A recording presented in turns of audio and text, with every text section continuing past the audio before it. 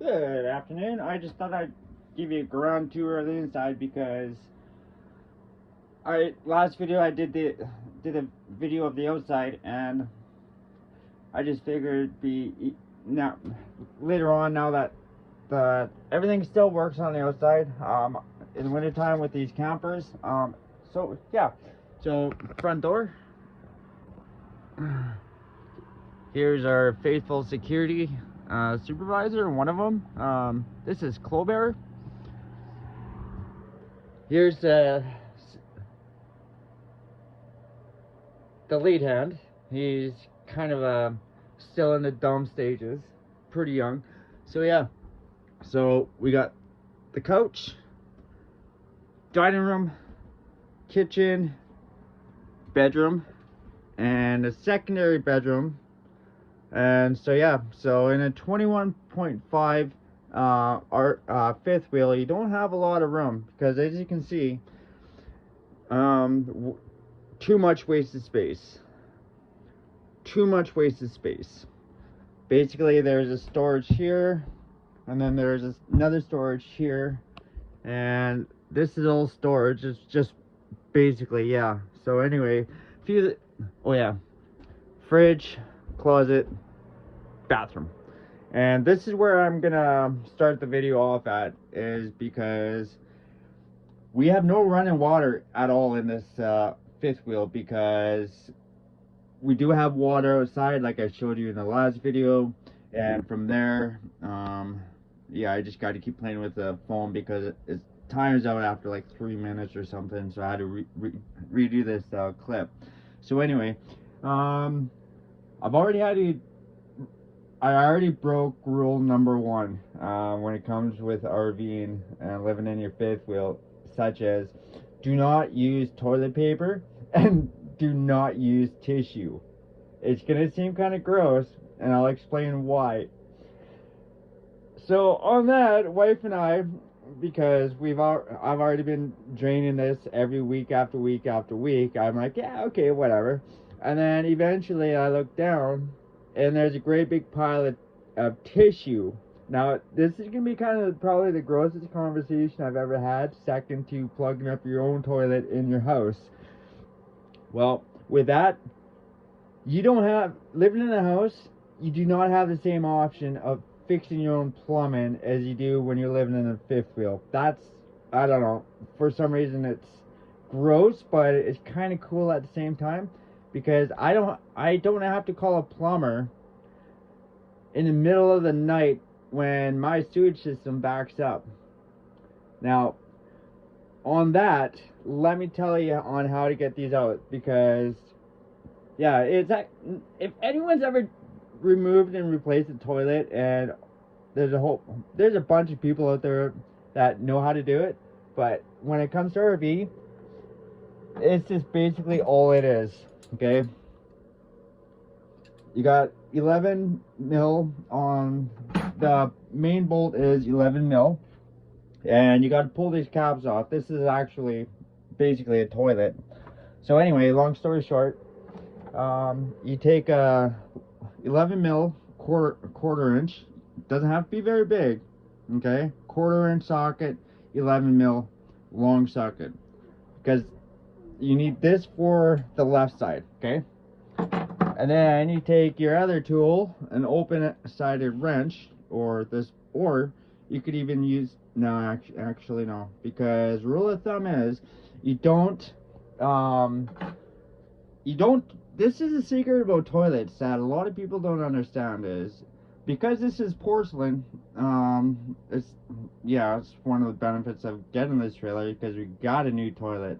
They actually pulled this off. I think they're in the midst of doing or fixing stuff around here. Anyway, I'll get into that in a second. If you watched the last video, you'll already understand. I've already came into a whole bunch of problems as is. So anyway, long story short, 11 here, 11 on the other side, and when you get in the back there, you'll notice you're going to need a wrench of some sort on this side. So anyway, when you take the toilet out, and you can actually get into the septic. as is. And as I said before, I had to pull out all that tissue paper, all that toilet paper that we were throwing down there, because what happens is the toilet paper will actually soak it up. Think of it as a tampon, basically, and then it doesn't go anywhere. It basically just piles up, and after enough time, you're gonna realize, Sam, enough. Sam, down. Lay down. No, they don't want to listen. They don't want to be your friend. No, they don't even want to talk to you. Okay. Chloe, down. Good girl. So anyway, be careful with the toilet because these are expensive. They're more expensive, and everything about an RV is more expensive than a traditional house. This toilet here, I think it's about a $500-600 toilet. And we only paid $1,500 for the unit. So, and then the hot water tank, brand new.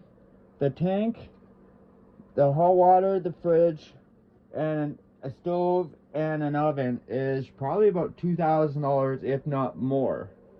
So you got to be really careful about what you're getting yourself into, because a lot of times everything's gonna be marked up in this in the RV store, because the little guy has to make money as well. So anyway, long story short, just be careful with what you're doing.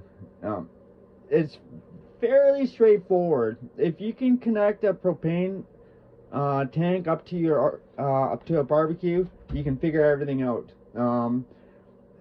It's just, yeah. Anyway, a lot of wasted space. Battery, storage, and I'll get to that in a bit. Propane, storage, and this right here is a air vent that goes straight down into the septic. Septic is here. The water line goes from there all the way around, and then under here you can see this. You're losing. This is you can't even use the sink in here because we ain't got no water. So there's the PEX pipe goes all the way down and it's supposed to hook up to this, but anyway, so yeah, so that's coming out. This is coming out, and there's a reason why these older campers, there's a huge storage room in all of these campers, because the shower, you can't even use the shower, man. Like, they use the same material here on the walls as they did on the ceiling, and it's not even waterproof. Like, I don't care who you are, and besides, you can't actually have a shower in here anywhere. That's like, what were they thinking? Like, is it like selling a EV car without the battery, or selling a truck from a dealership without like the doors or the seats? Like, there's a reason why RVs are so, they got a bad rep, basically. It's like you put a blind man in a china shop and you tell him go to the far corner, and he's there's just, it's frustrating. Okay, way too many lights. It's like 2, 4, 6, 8, 9, 10, 11, and then of course, so that's how many lights. And yeah, so anyway, yeah, so the plumbing is pretty straightforward here. So anyway, here's the storage, and there's a vent for the black water. I'm going back to school on this one, because yeah. Sam, enough. No, up. So there's so much wasted space here, and it's like the Three Bears in the porridge. I can't, Goldilocks, I don't know. So basically all they did was they put these on separate, and all they did was staple a line up here, put this cabinet on, staple a line up here, same thing, boom, staple, and then as well as nothing is straight in this camper, and that's where my OCD kicks in, because hey babes, so yeah, so